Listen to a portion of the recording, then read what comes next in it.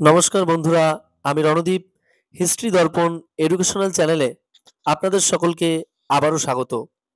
আজ আমার আলোচনার মূল বিষয় হলো, যারা মেজর ইতিহাস নিয়েছো এবং পঞ্চম সেমিস্টারের ইতিহাস পড়া শুরু করতে চলেছো, তাদের এই পঞ্চম সেমিস্টারে ইতিহাসের মেজর কোর্সে কি কি পড়তে হবে সে বিষয়ে আজকে মূলত আমি আলোচনা করব। তোমরা অনেকেই বলেছিলে যে সিলেবাসটা একটু আলোচনা করে দিলে তোমাদের খুবই সুবিধা হবে, তাই তোমাদের কথা মাথায় রেখেই আজ কিন্তু সিলেবাসটা একটু আলোচনা করব। দেখো, প্রথমেই বলি, তোমাদের পঞ্চম সেমিস্টার যাদের মেজর রয়েছে ইতিহাস, তাদের কিন্তু 5.1 এবং 5.2 এইভাবে কিন্তু ভাগ করে দুটো পেপার কিন্তু পড়তে হবে তোমাদের মেজর কোর্সে। আর এই 5.1 যেটা রয়েছে পঞ্চম সেমিস্টারে, সেক্ষেত্রে কিন্তু তোমাদের মুঘল ভারতের ইতিহাসটা পড়তে হবে।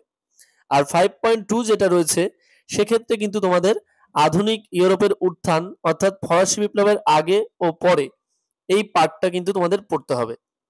তাই আমি দুটো পার্টই চেষ্টা করেছি তোমাদেরকে ভেঙে ভেঙে খুব সুন্দরভাবে বাংলায় আলোচনা করে দেওয়ার জন্য, যাতে তোমরাও খুব সহজেই বুঝতে পারো। তা শুরু করার আগে প্রথমেই বলি, যারা চ্যানেলে নতুন আছো অবশ্যই চ্যানেলটিকে সাবস্ক্রাইব করে বেল আইকন প্রেস করে রাখবে এবং বন্ধু বান্ধবদের মাঝেও অবশ্যই চ্যানেলটি কিন্তু একটু ছড়িয়ে দেবে। তাহলে শুরু করা যাক আজকের যে আলোচনাটা রয়েছে। মূল টপিক কি? মূল টপিক হলো 5.1 তোমাদের পঞ্চম সেমিস্টারের মুঘল ভারতের ইতিহাসটা সম্পর্কেই বলবো। দেখো, তোমাদের প্রথমে এখানে রয়েছে 4টে ইউনিট। প্রথম ইউনিটে যেটা রয়েছে আবুল ফজল বদায়নী আব্দুল ইতিহাস রচনা, অর্থাৎ এরা যে ইতিহাস সম্পর্কে রচনা করেছেন সেটা কিন্তু রয়েছে, এবং মুঘল ভারতের ইতিহাসবিদ আব্দুল হামিদ লাহোরি এবং বার্নিয়ার যে ছিলেন তার কিন্তু ভ্রমণ বৃত্তান্ত।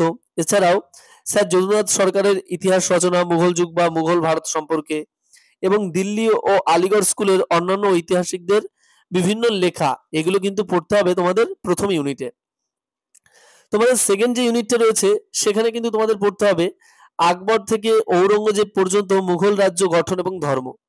দেখো, এক্ষেত্রে কিন্তু তোমাদের আকবরের দিনী ইলাহি ধর্মমতটা পড়তে হবে, আকবরের রাজপুত নীতি পড়তে হবে, আকবরের রাজ্য বিজয় পড়তে হবে তোমাদের, আকবরের আমলে টোডরমল যে রাজস্ব মন্ত্রী ছিলেন সেই সময় রাজস্ব ব্যবস্থা পড়তে হবে। এই প্রশ্নগুলো কিন্তু মোস্ট ইম্পর্টেন্ট। এছাড়া ঔরঙ্গজেবের সময় কিন্তু তোমাদের ঔরঙ্গজেবের দাক্ষিণাত্য বিজয় নীতি পড়তে হবে, ঔরঙ্গজেবের রাজপুত নীতি পড়তে হবে, এবং মুঘল সাম্রাজ্যের পতনের জন্য ঔরঙ্গজেব কতটা দায়ী, এই প্রশ্নগুলোও কিন্তু খুব গুরুত্বপূর্ণ তোমাদের পড়তে হবে। এর পাশাপাশি তোমাদের পড়তে হবে প্রশাসনিক ব্যবস্থার বিবর্তন, মনসবদারি ব্যবস্থা এবং জায়গিরদারি ব্যবস্থা এবং গ্রাম সম্প্রদায়। এছাড়াও পাশাপাশি শাসক ও শাসিতদের শ্রেণী কাঠামো, সম্ভ্রান্ত জমিদার এবং কৃষকদের অর্থনীতি, এর পাশাপাশি কৃষি বাণিজ্য শিল্প। দেখো, তোমাদের এটা গেল দ্বিতীয় ইউনিট, এবং তৃতীয় যে ইউনিটটায় পড়তে হবে তোমাদের মুঘল ভারতের সাংস্কৃতিক ধরন, জনসাধারণের ধর্ম, ভাষা ও সাহিত্য, শিল্প ও স্থাপত্য। এবং নেক্সট যে চতুর্থ নাম্বার এবং লাস্ট ইউনিট যেটা রয়েছে, সেখানে কিন্তু তোমাদের পড়তে হবে মুঘল সাম্রাজ্যের পতন। এই পতন নিয়ে কিন্তু অনেক ডিবেট রয়েছে, অবশ্যই এটা পড়তে হবে। এর পাশাপাশি পড়তে হবে মারাঠা সাম্রাজ্যের উত্থান ও শিখদের চ্যালেঞ্জ, জায়গিরদারি ব্যবস্থার সমস্যা বা জায়গিরদারি সংকট, কৃষি সংকট, বিদ্রোহ ও কৃষকরা বিদ্রোহে কিভাবে জড়িয়ে পড়েছিল মুঘল যুগে, সেই সম্পর্কে কিন্তু তোমাদের পড়তে হবে।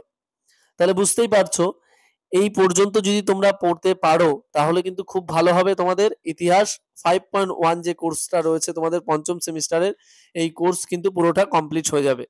আর তোমরা খুব সহজেই কিন্তু তাহলে এই কোর্সটা থেকে বিভিন্ন প্রশ্নগুলো আসলে পরীক্ষায় করে আসতে পারবে। তাহলে বুঝতে পারলে পুরোটাই আমি আলোচনা করে দিলাম। যেহেতু তোমাদের ইংলিশে রয়েছে তাই আমি বাংলাতে কিন্তু তোমাদের বলে দিলাম। আর এ প্রসঙ্গে বলি, তোমরা অনেকেই বলতে চাইছিলে যে পিডিএফ এর কথা, তা তোমরা কিন্তু পুজোর পর আশা রাখছি তোমরা পঞ্চম সেমিস্টার মেজর এবং মাইনর সবকিছুর কিন্তু পিডিএফ পেয়ে যাবে, এবং সেগুলো ঠিক এই ফোর্থ সেমিস্টারের মতোই কিন্তু 100% কমন সহকারে। আর ভিডিওটি যদি ভালো লেগে থাকে অবশ্যই একটি লাইক করবে এবং বন্ধু বান্ধবদের মাঝে অবশ্যই ছড়িয়ে দেবে।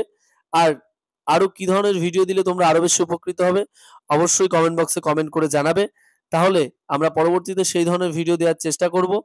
আর ভিডিওটি সম্পূর্ণ দেখার জন্য অসংখ্য ধন্যবাদ। সকলে ভালো থাকবেন, সুস্থ থাকবেন। দেখা হচ্ছে পরের ভিডিওতে। ধন্যবাদ।